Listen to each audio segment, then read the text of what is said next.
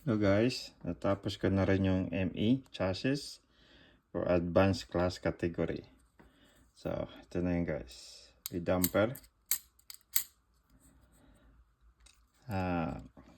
No cut 80 bumper.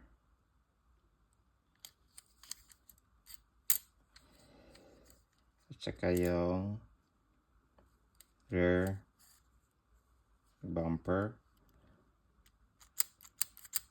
So, with spring yan guys. Tapos, built-in na yung wedge niya. Ito yung guys. So,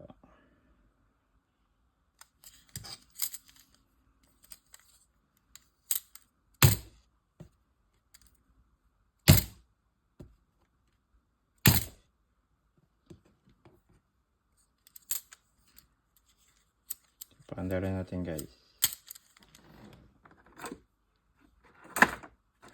Gamit natin alkaline lang.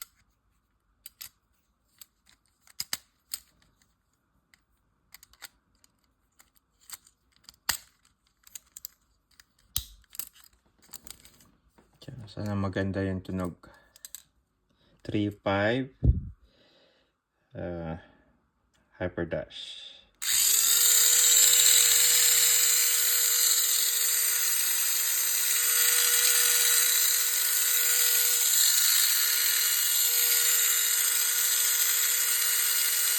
Ayos.